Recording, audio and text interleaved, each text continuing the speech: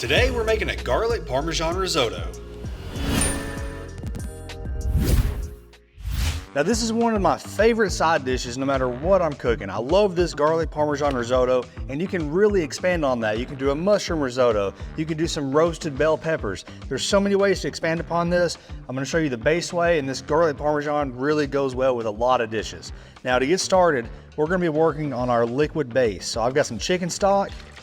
Of course, if you're having a beef flavor, you can use some beef stock, you can use some veggie stock, whatever you want.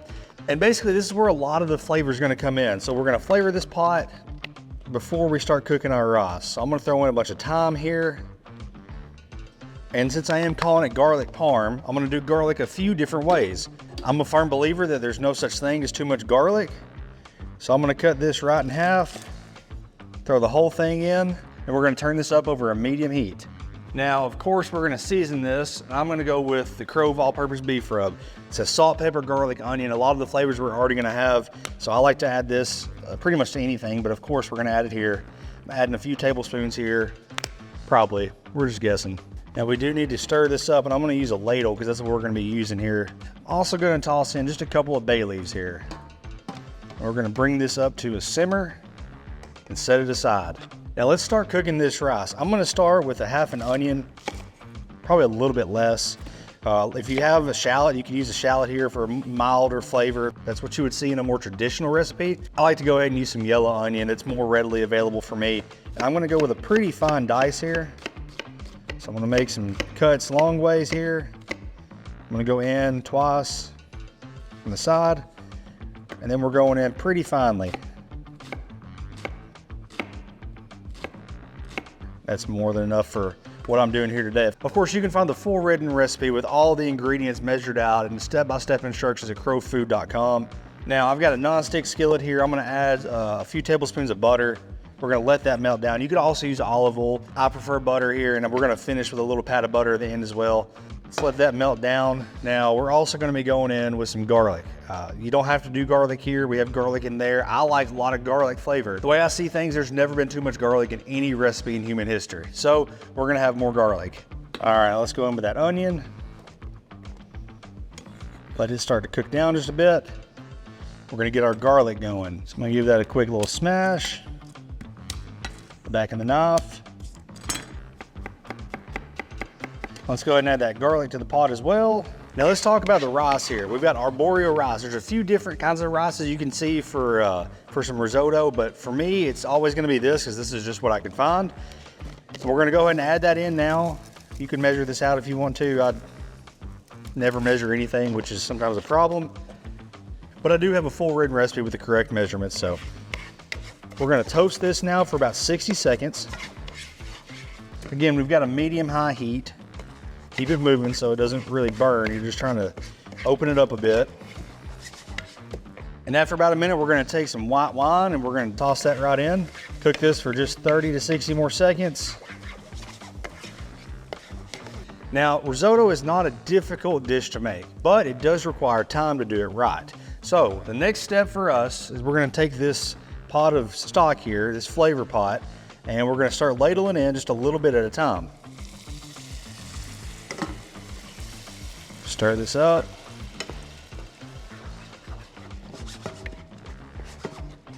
And we want enough liquid to start that it covers everything up, and it's just a slow simmer here. Might even turn the heat down just a touch. Now, we're gonna be doing this for the next 20 to 25 minutes until this rice is nice and tender. So what's gonna happen is this rice is gonna start to soak up some of this liquid. It's gonna get a little bit thicker, and then we're gonna keep adding in more of this stock as we go. We're gonna do that until the rice is nice and tender. You don't have to constantly stir this every second for those 20 minutes, but you do wanna pretty consistently keep this thing moving. And for me, the way I was taught how to make this, the test is to kind of take the back of your spoon, and you can kind of see how quickly that liquid starts to kind of cover up the rest of the pan. Once it really goes slowly, that's when we're gonna add in more stock. Now, I've seen recipes where you can just pour all the stock in here at once and cook it more like traditional rice. I think this results with a better product. The texture's a lot better, it's more creamy. So that's how I like to do it. That's how you're gonna see it done traditionally. And now you can see how slowly that starts to pour back in there. So let's add another spoonful here.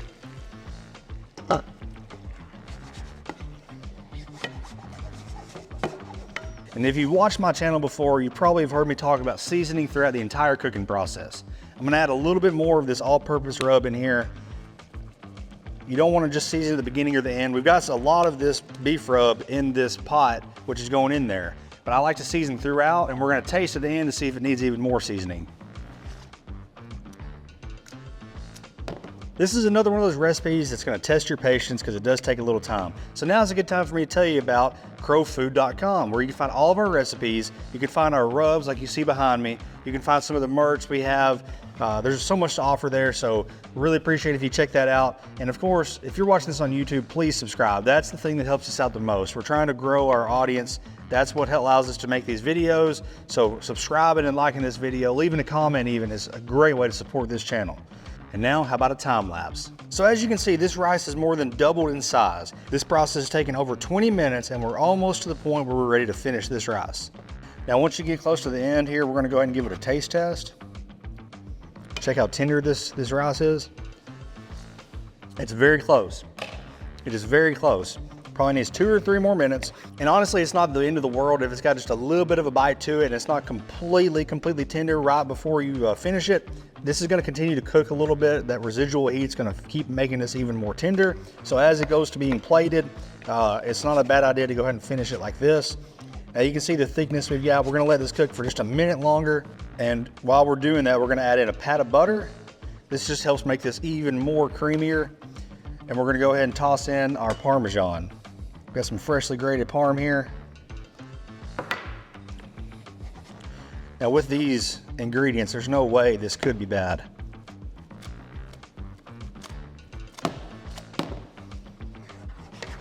Turn the heat off.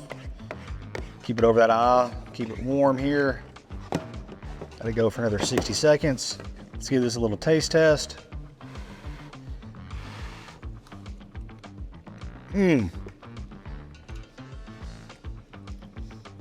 That is to die for. Oh my gosh, that's good. It's got plenty of salt. I don't think it needs any more seasoning. That Parmesan's gonna have a little bit of that saltiness to it as well.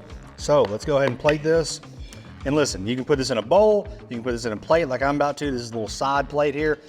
I like to make this and put grilled chicken on top of it, and that's the meal. It's a great way. This is so versatile. You could use this as a side or part of the main course like that.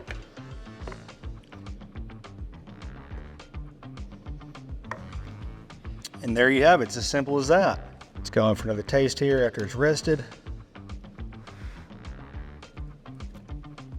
It is so good. If you've never had risotto, you've got to try this out. It's not very difficult. It takes a little time, but it's not hard. The full written recipe can be found at crowfood.com along with our rubs, our merch, and dozens of other great recipes. I really appreciate you subscribing to our YouTube channel. That helps us out so much. And as always, thanks for watching.